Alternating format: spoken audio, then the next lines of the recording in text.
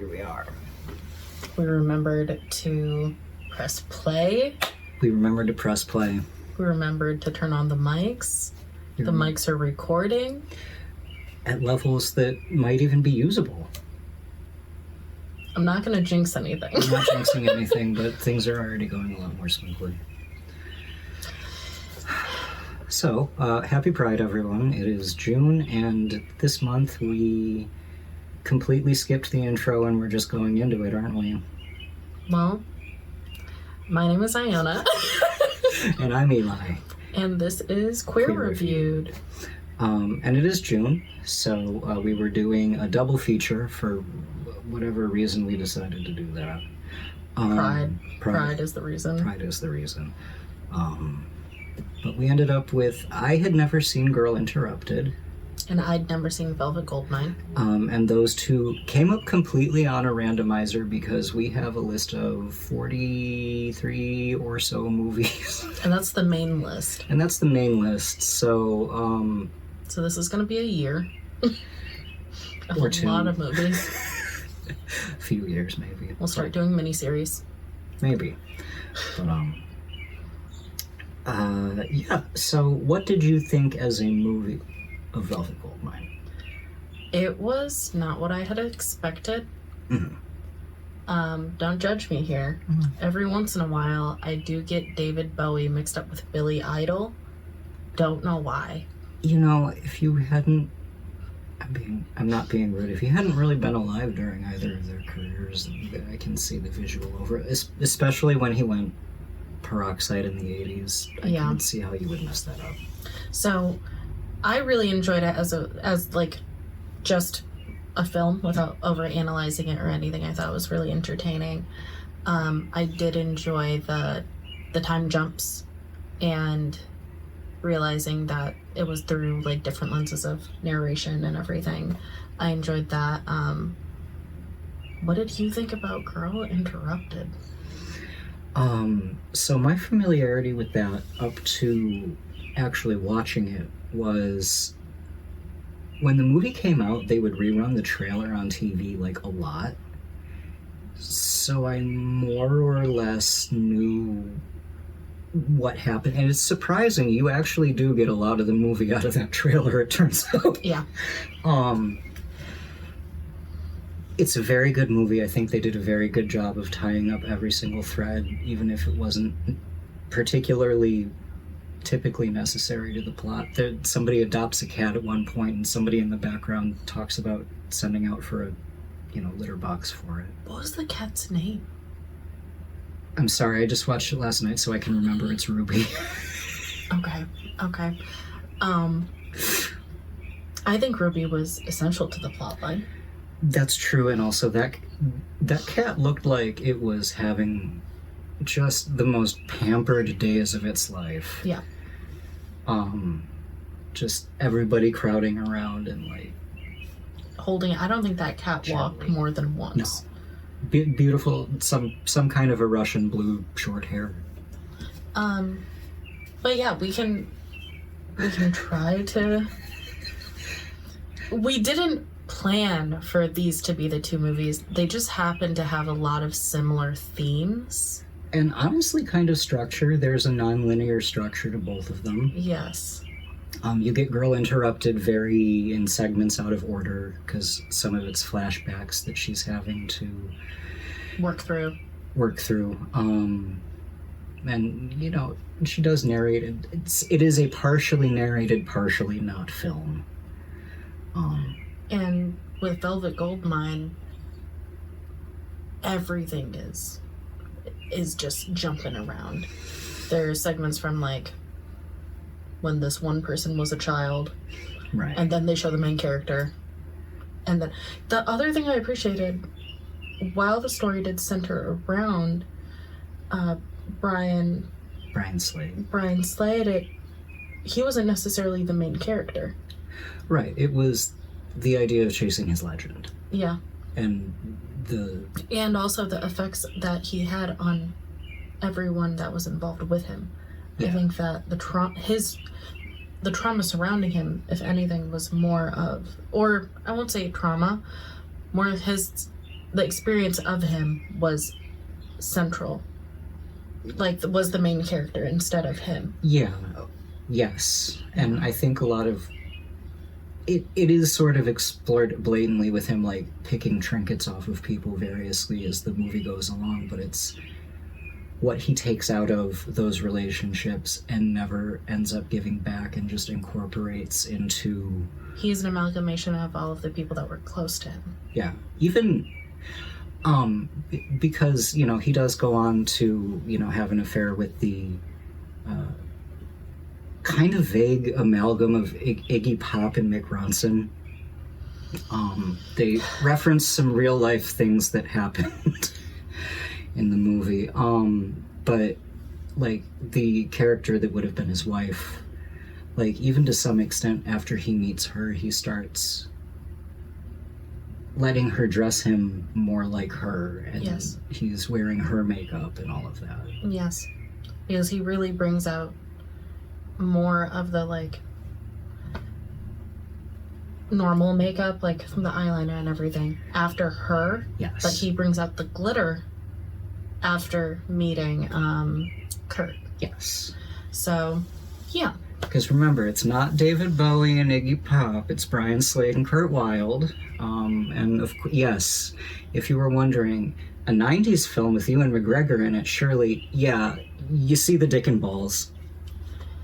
Several times, actually. So I'm not good with names or specific actors. I just watched all of the Star Wars movies, and it did take me until halfway through the film to notice the beauty mark and go, did I just see Obi-Wan Kenobi's dick? You sure did. And it was covered in glitter. Happy Pride. Happy Pride.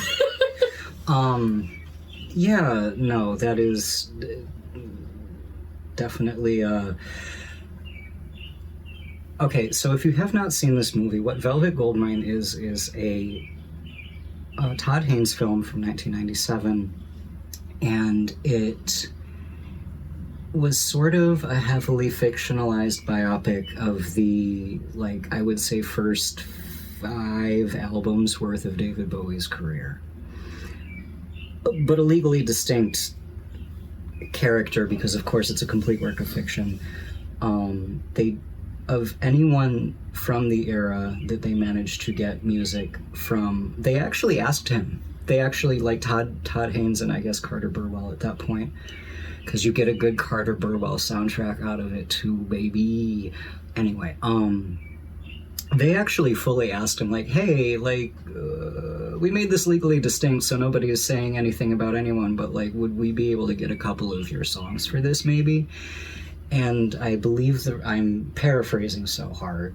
The response was like, absolutely not, and honestly, we can only technically not sue you about the script. However, it is very funny as somebody who, as a teenager, watched this movie and listened to the soundtrack enough that it's sort of embedded in my psyche forever. The funny part about collaborating with people a lot, uncredited on their albums, is that then they don't have to ask your permission to use those songs.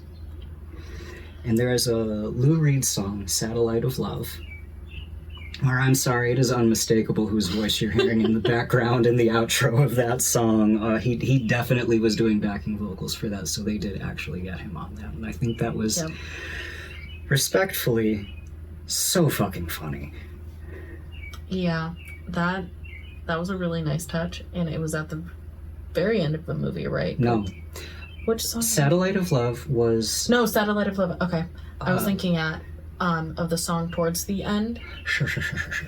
No, it was during Satellite of Love, which is a weird dream sequence about literally comparing the affair to a roller coaster ride. It's while they're on the roller coasters. Or like the spaceship popcorn ride. Yeah. Going in blind and being told it's kind of roughly about David Bowie.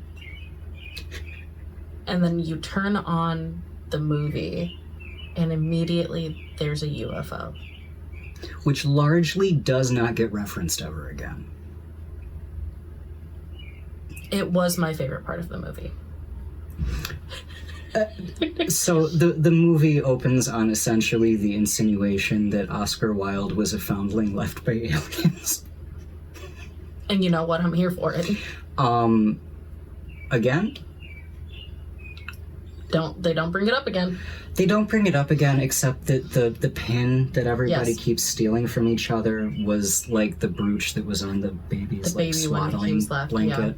So I think the implication is whoever's taking the big fat gay crown title this month. Yeah.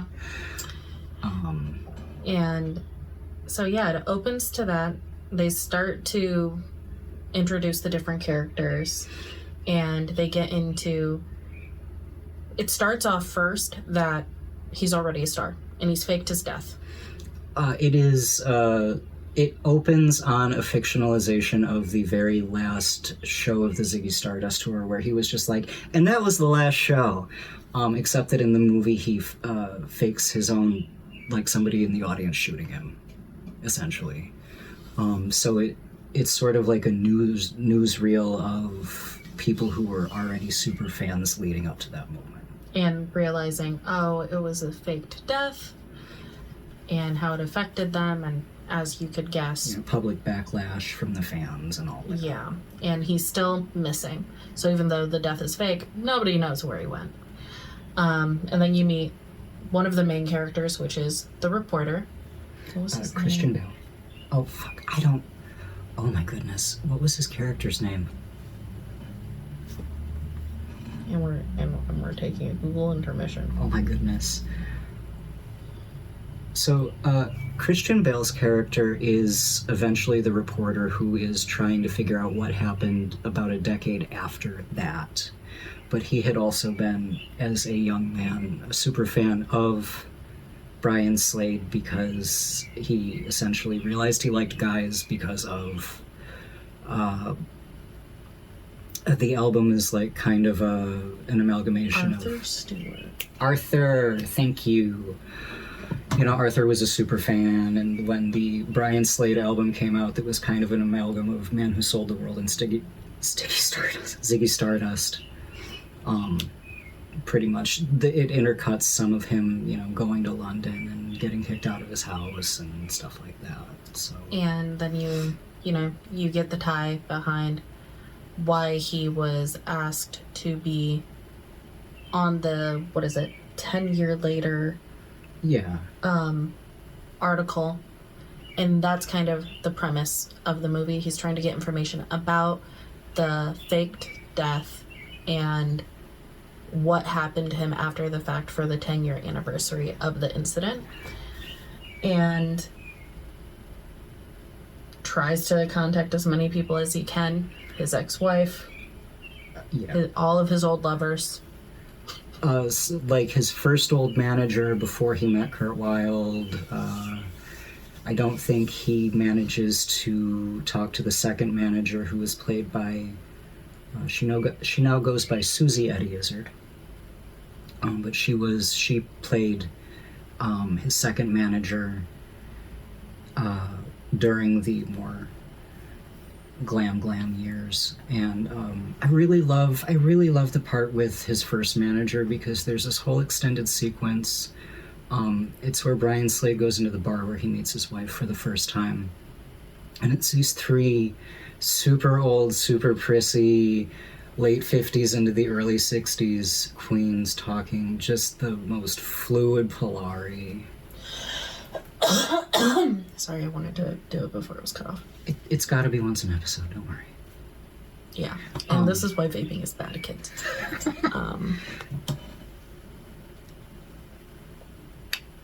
But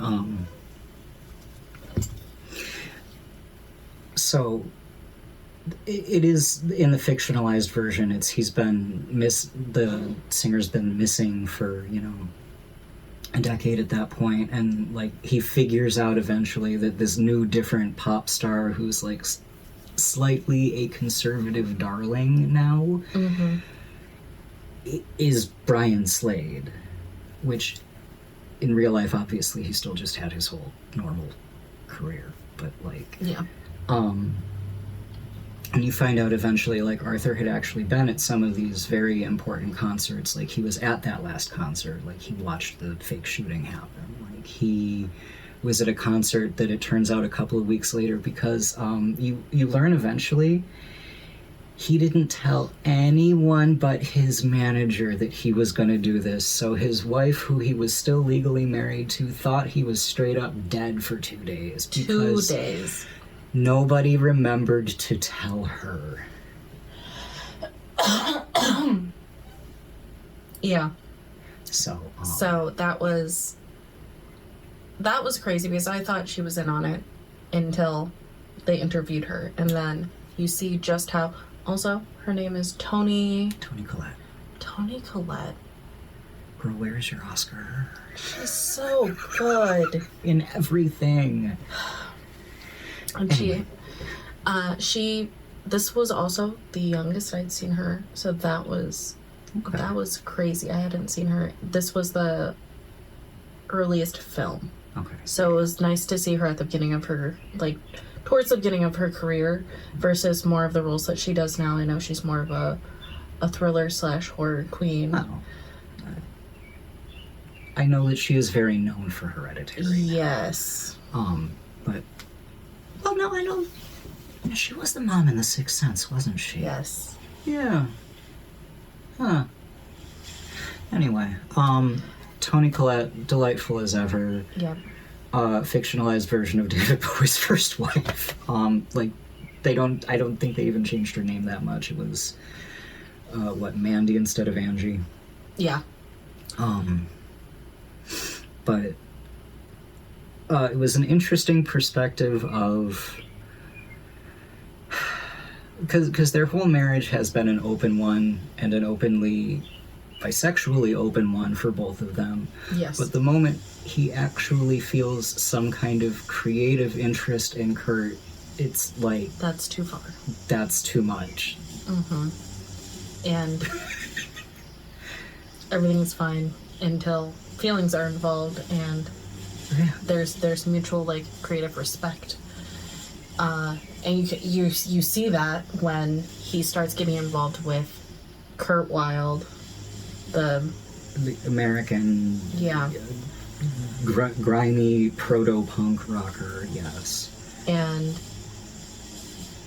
that was from towards the beginning of his career, when he's still getting booed off of stages and still trying to find his style and his niche. And he sees him, continues on, takes that inspiration from him, and then Brian Slade, with his success, takes his manager to America and goes, I want a project with him. And they take him back to London, they do the creative project, and his wife notices that it's a little bit more than just admiration. And or even a little more than just sleeping together. Because she was... That was fine. Nominally aware of that aspect, I feel. Yep. I feel like if it was one or the other, it would have been fine. But you can't have the admiration and the sex. Oh, he's stealing your stylistic things now. Well, now I'm pissed. Yeah. Love that. I'm so sorry.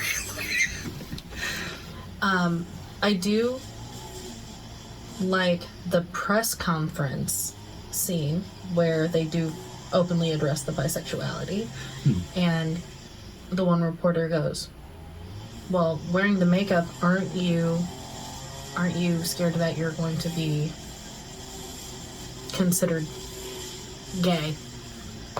They used other words. Aren't you worried that you're going to be giving the wrong impression? Yeah. And he said, well, that would be the right impression. And they said, aren't you married to a woman? And he goes, yeah, I'm happily married to a woman. It just so happens we both enjoy both men and women, so we get along great. So, for the time frame... Yeah, that was also something he was saying on TV, somewhat in real life, too, so... For the time frame, too, just as wild. Because there was a period before the AIDS crisis where people were actually being for what you would think of now, shockingly open about things through the media. Like, maybe it wasn't particularly great representation by modern standards, but like, I mean, fucking Dog Day Afternoon was about a man trying to fund his partner's transition. And that was what, 1972? Yeah, 72 or 73. But so that wasn't such an uncommon sentiment to be pushed forward, but you do see, like with Arthur, there is still the social, like, absolute abhorrence and shame. Yes. Gets kicked out of his house. His friends... He's not even doing it in, like, an openly, oh, I'm into this artist way. He just asks his one friend for, like, $5 to buy the album. His friends are like, are you homo? So, you know, but I don't remember where I was going with the rest of that. It wasn't as, there wasn't as much implied shame yeah. around that specific time period. Yeah, the implied shame was slowly kind of peeling back a little bit, and that's part of why the, you know, epidemic was such a blow, Yeah. too. Aside from the very real loss of human life that has been endured. Yeah. It set a lot of that stigma back in place very quickly, is what I think I just tried to get at for 5 minutes. I think that the other thing that I enjoyed was just them talking about how his style was so widely embraced as well, like among kind of men and women too, and seeing how it started out and they were like, glitter, tight ugh, and then as it started getting more, you know, popular, they were like, meh, a little bit of glitter isn't bad, might be a little gay, but meh. I'm just saying, And challenging the masculinity and the roles around his gender and what was expected of him. yeah. Yeah. And, you know, they do in... this is going to come back around into Girl Interrupted, Yeah. was...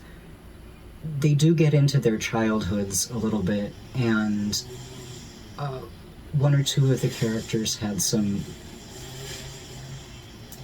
abuse happen of some form as children, or they oversaw things they shouldn't have, or what have you, and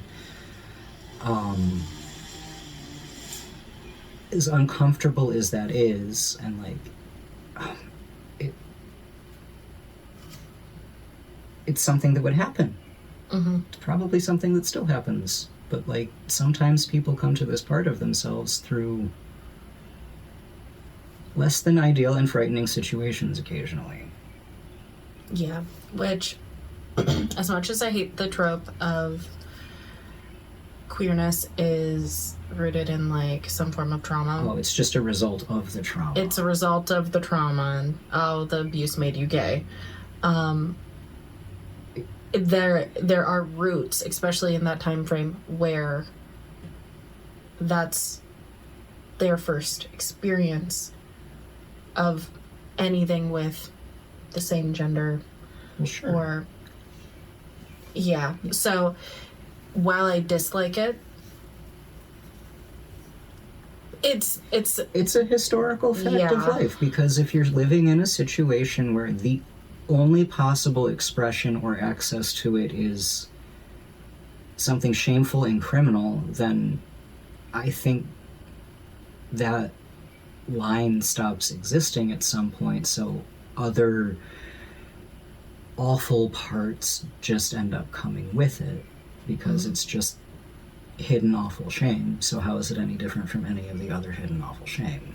Yeah, and I also brought up that, like, with the one character who was being abused as a kid, and like throughout a considerable, the Brian Slade character, he experience it. He witnesses something. He Way too young. Yeah, he just happened to like kind of walk in on someone.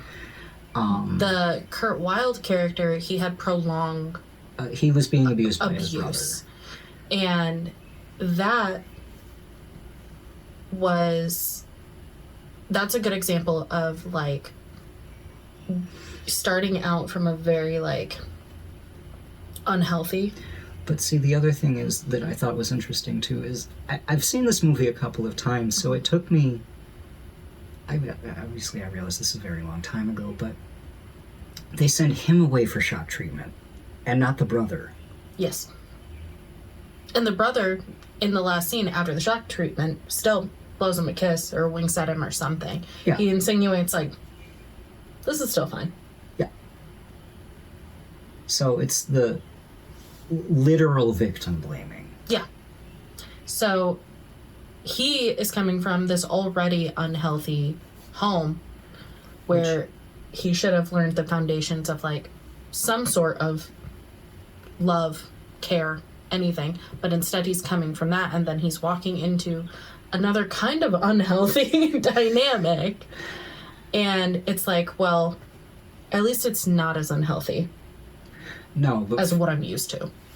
And also like the Kurt Wilde does end up like it's sort of blatant. He's like a very hard opiate user, and when Brian Slade comes to America and they're trying to get him to go back, he literally says, well, all of these opiates used to be my main guy.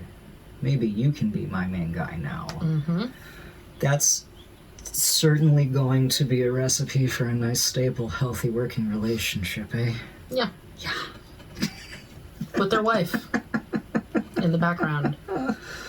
Going, wait, what the hell? Wait, what the hell? I thought I was the one who you were stealing from creatively. Mm-hmm. So, it took me a while to also realize why I like Kurt Wilde's character so much. And stylistically, while he does look a lot like Kurt Cobain, different time frame. I am aware of this. It was definitely an intentional visual nod. Yeah. And I love some Kurt Cobain. I digress. No. Todd Haynes' visual style is very specific, and if you're noticing something, he wanted you to. Oh, yeah. His name's Kurt. Yeah. So, and even the wife is a very Courtney Love coded. When Arthur is talking to her that decade afterward, when you look at her in the bar, she looks straight up like late 90s.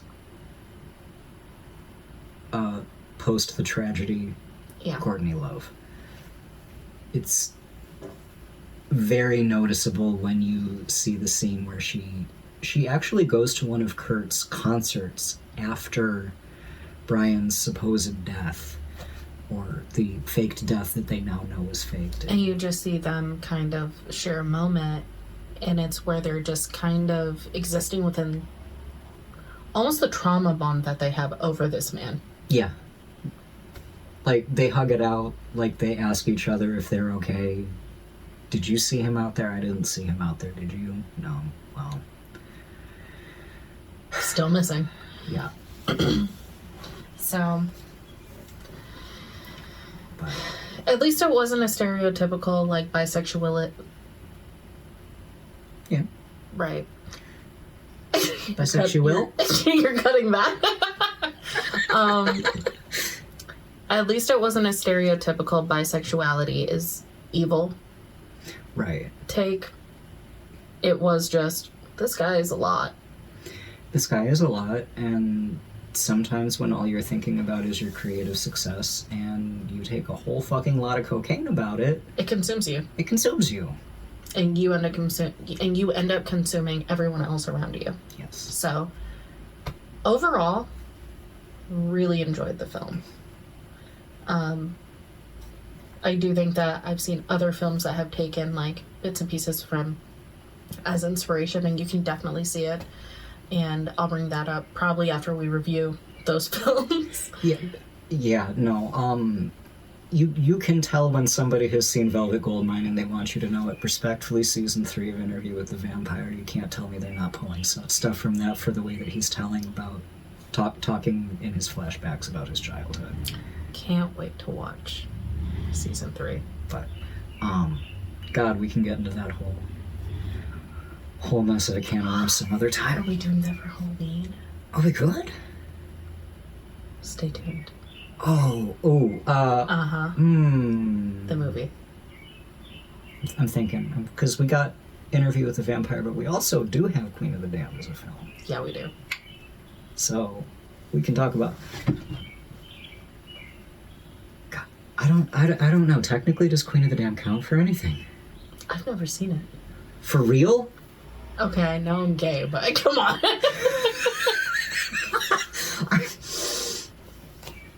I have seen some pretty good Queen of the Damned Cosplays? burlesque. Okay, yeah. Yeah. So I don't know if the Queen of the Damned movies from the 2000s would, strictly speaking, count for this series. While she may have been a gay awakening, there wasn't anything inherently queer about the film. Not that I can immediately remember. Obviously, Interview with the Vampire, yes. Yeah. But they really skate past a lot of that Well, we can do completely with Queen of the Damned. a Interview with the Vampire film versus show You could do that too. exploration. Cut all of this. Absolutely not. What? So Girl Interrupted. So Girl Interrupted. I saw that movie at probably 13, Okay. which is the perfect year to watch that, I think. Mm-hmm. She's a girl and she's interrupted. For sure. The movie goes a lot of very dark places. You know, obviously it's Set in a psych ward. so it's set in a psych ward. Like 68. In 1968, it follows someone who, for various reasons that are Big. vague but nonetheless pressed into throughout the film, she did try and kill herself. And Do we have to say unalive on this? no, Okay. if you say unalive, I'm going to stop doing this series with you. Guys, you know what happened if I'm not on here next month. We can say the slurs. Say what you mean. We can say the slurs. We can't say unalive.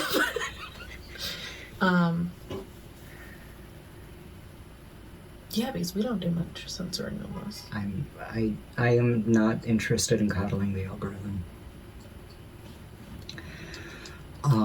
If you couldn't tell, I don't do the editing. Okay, let's get back to the movie.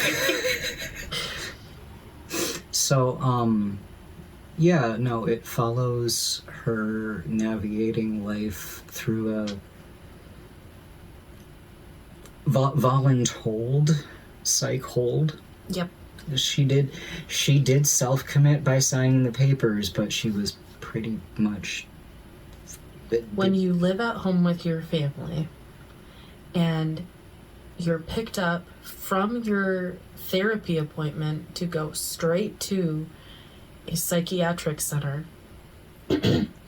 Probably have some medication in you already. Yeah, and then are told you have to do this and sign over, like, check yourself in.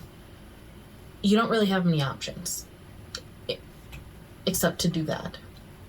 And she said pretty early, well, I don't think I need to be here. Yeah. And they went, well, you're ours now. But you did check yourself in, and in doing that, You're over 18. you cannot check yourself back out until we consider you to have completed your care. Yes. So... very nonlinear storytelling. You do only really get across the course of the 2 hours kind of what probably set that off. Yeah. And you know,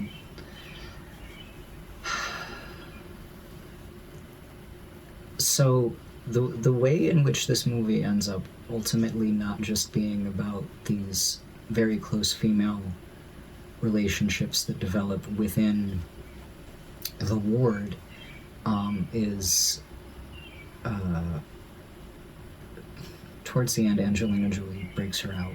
Angelina Jolie's character breaks Winona Ryder's character out for the night. I think they're trying to hitchhike to Florida. Yes, and stop along the way at a former patient that they were in the ward with's house. To like crash for the night. Yeah. And along the way they like hitchhike because they just literally walked out of a psych ward. And they hit the weed that makes you gay. Yeah. They accept a joint from the driver, and as the joint's being passed around the van, Winona Ryder is getting a little goofy. She reaches over and smooches Angelina Jolie, and that is the entirety of the actual queer, like, in your face physical content. And it's sort of just played as just a playful hooah in the moment. Yeah. But you know, certainly her actual relationship with her kind of mirrors the other relationships she's had with men in her life. Like, very strange, close, kind of domineering. Yes. Possibly not entirely consensual. Yeah. That is a overlying theme. Along with the whole promiscuity topic. In the movie, Winona Ryder's character, Susanna, is diagnosed as bipolar. No, borderline. Yes, borderline. Wow, my brain completely. Borderline personality disorder. Borderline personality disorder, and I believe Angelina Jolie's character, Lisa, is bipolar. I don't think they specifically say bipolar, but they do say sociopathic. So, terminology has changed since the 60s. Yeah. But nonetheless, it's kind of like an all-consuming relationship, whether it be a friendship, a crush, whatever it is. It's an all-consuming relationship. You see Susanna kind of taking on a few of Lisa's traits as soon as she enters the ward and as soon as she starts getting around her. There's a scene where, because it's the 60s and you're allowed to smoke cigarettes in hospitals, she blows smoke into another patient's face, no reaction. And then Susanna goes to do it when she wouldn't have normally, and now it's a problem. So I think that there are a lot of overlying themes between not Velvet Underground. Shout out to that club in Toronto, though. I love that place. And also the band, but continue. That too.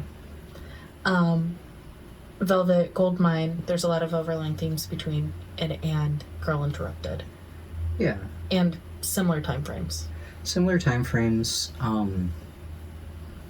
There is a point in the movie before she gets to the ward where you do see the distinct point where Winona Ryder's character does stop dressing feminine, and all of her clothes from there on out are like pants, very angular, tight crop, not tighter, but like cut, very much more masculine. Yes. Jackets, shirts, you know, like the shorter pixie cut. I think her hair is actually a bit shorter by the time she gets there. That it was very subtle, but I do think that there was a right, which again it plays into the, oh, are you queer because you were abused or whatever? But it's like, I read that more as trying to take kind of hold of her identity as well. And Sure, that. But I was thinking more defense mechanism, like leaning more into that sort of androgynous, So you're not perceived as well. so you're not immediately perceived as this very available young girl. And then with that headspace, if we're going down that line, the moment Lisa enters the ward, she's very loud. She's very bold. She's very magnetic. She wants the attention drawn towards her. So opposites attract. Yeah, Yeah. essentially, for whatever that connection was, actually for them. I do think the implication at the end, I saw a lot of them. Some of them I never saw again. I think the implication is she did She not never see saw her. Lisa after that, which I think Yeah. was the healthy choice for both of them. And shout out to the one character, can't remember the actress's name, Sure. who's simply in the psych ward, it seems, just because she is a lesbian. Oh, I do not remember the character's name, but full on Lena Dunham is just there, and she's in a psych ward because she's a lesbian. This Full movie, stop. while it can be a bit of a drag at certain points, because you can only take so much trauma back to back to back. I'm gonna be honest, the movie's a little bit boring. I'm so sorry. At 13, it was great. Wildly, it is a little bit boring of a movie. At 13, I thought it was great. Yeah, I'm not saying It was because of mainly Angelina Jolie. And also Winona Ryder. And that kiss scene, it held me for the rest of the movie. But also Brittany Murphy. Right. This was one of those movies with an all-star cast where every character, even some of the smaller extras, you know each one. Like, Especially if you are into movies in the 90s. I think every single one of the doctors is somebody you're immediately going to recognize. I think all but one of the orderlies is somebody you're immediately going to recognize. Most of the patients in hold are people you're going to recognize. And Whoopi motherfucking Goldberg. She plays the charge nurse of the unit, and she's amazing. She takes a much more tough love approach to Susanna while she's there, as well as Lisa, pretty much the whole unit. And there is one scene where the main character has to get a little racist, and you can tell that scene physically pained Winona Ryder. So, yeah. That one, She does end up apologizing She does for apologize. it later in the movie. She does does actually apologize. apologize for that, like the character does. Mhm. So but you can just tell how uncomfortable it was to film that scene. And you know afterwards she went up to Whoopi and was like, I'm so sorry. But overall, I will say I did enjoy Velvet Goldmine a little bit more, just as a viewing experience, than Girl Interrupted, but Girl Interrupted just has a special place in my heart. Sure, because especially if that's not a movie where you're... I'm going to be really honest. This movie was suggested for the list, and I just kind of went, psych ward movie? Yeah, okay, let's put that on the list. Why not? I'm sure there's something... Yeah, no, okay.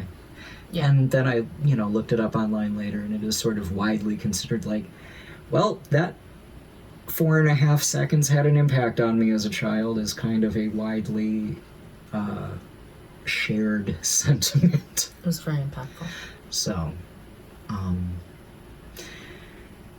yeah, but just, I think, to tie it all back around, I think we think a lot about visibility and representation and being integrated into society and how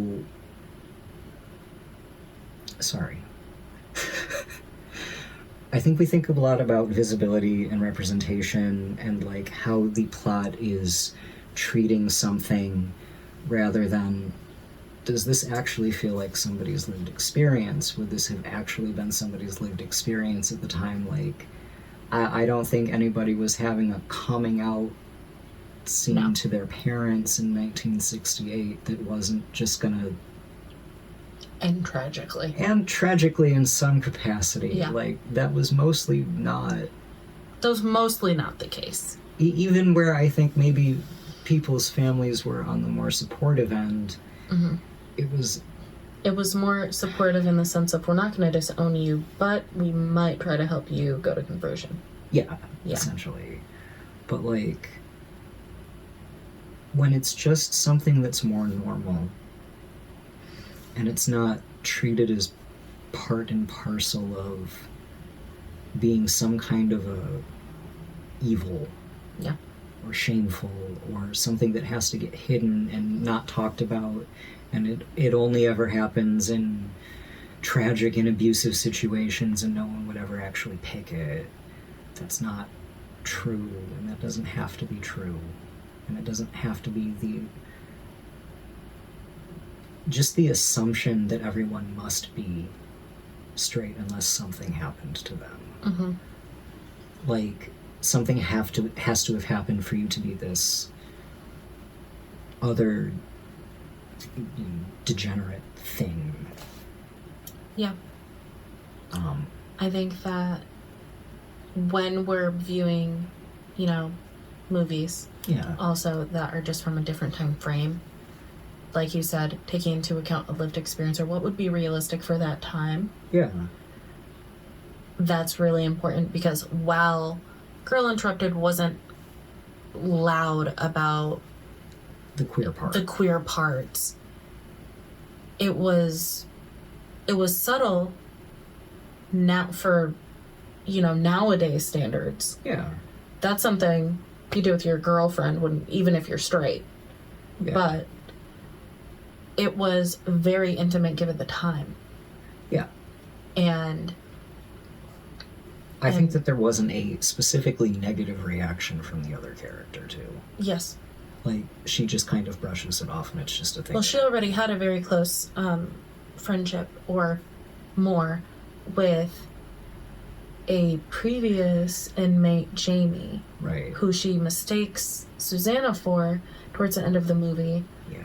because she just had the shocks, She just had the shocks, and maybe Susanna has been, filling that spot for her. I was going to say, yeah, fulfilling the same role, essentially. Yep. She decided she was fulfilling the same role. Yep. And when that's not the only mode of expression or access you have to that, life can be a lot easier, and it doesn't have to be like that. Yeah. So, So what do you rate it? I'm gonna say 7. Mm-hmm. 7 out of 10. Just, it was a bit of a slog. And I'm not gonna lie, whatever that creature was on Jared Leto's face was not his own facial hair. That was really... Do you mean Zach Leto? Sure. Sorry, we watched the movie separately. My partner did have to rewind the movie about 3 times and go, that's Zac Efron. And I went, no. No. My partner is also a 90s baby. Oh, wow. So he went, that has to be. And I said, no, that's Jared Leto. And he went, no way. We rewound 3 times. So I've been calling him Zach Leto. I'm sorry, that prosthetic beard on his face, because that Insane. cannot have been his real hair. And then Castiel. Oh, Talking yeah. about queer icons. Talking about people who just show the fuck up in the background, and I'm like, bro, is that the Angel of Thursday on that cat? Yep. Cool, let's keep moving. I don't know what the hell he's doing. Randomly, the actor that plays Castiel in Supernatural just popped in, and Which I'm sure this was some very small bit talking part that either got or maintained his SAG card, but like, it's so funny watching slightly older ensemble cast movies where you're like, oh, well, this was already kind of stacked at the time, and now I know those 7 other people also. Yeah.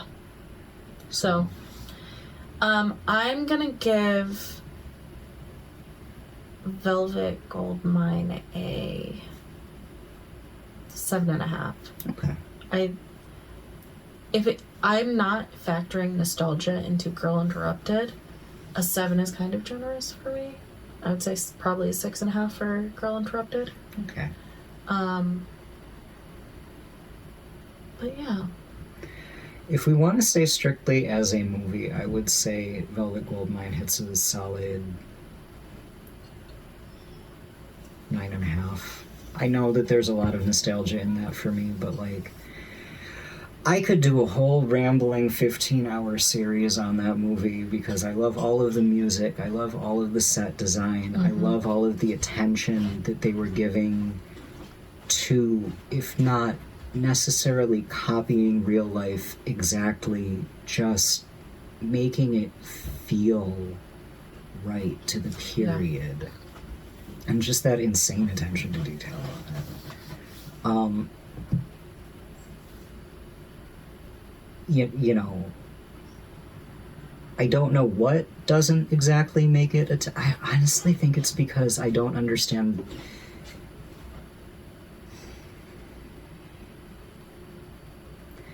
I don't understand some of the focus on the alien plot.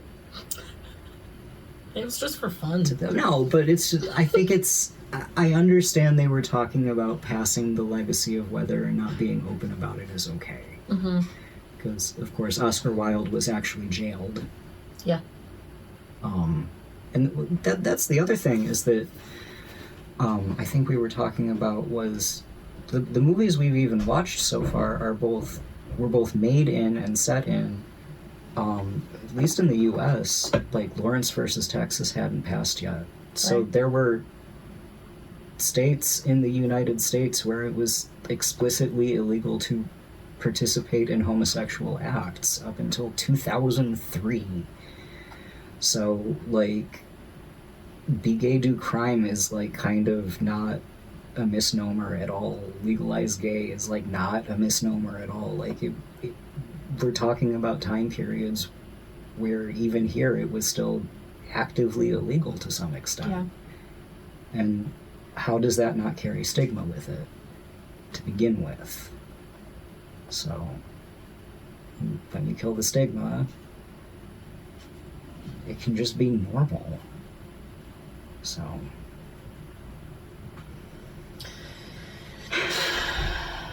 yeah, no, I would give that a solid 9.5. But Girl Interrupted just rough. It's a little bit rough, pacing wise, and like I said, man, I don't know why they needed to give him that beard that was clearly pasted on. I don't know. Yeah.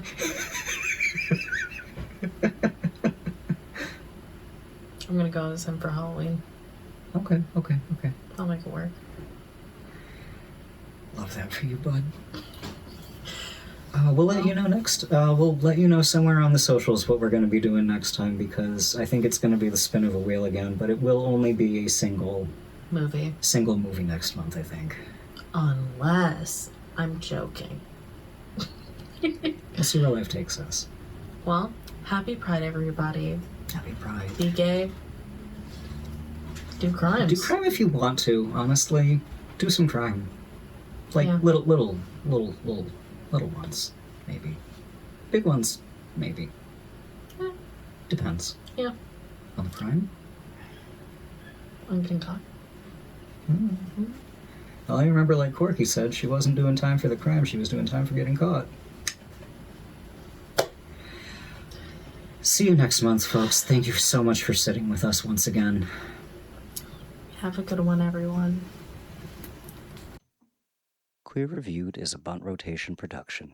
You can get at us in the comments on YouTube and Instagram at queer_reviewed. Thank you so much for joining us this month, and we hope you can join us again next month.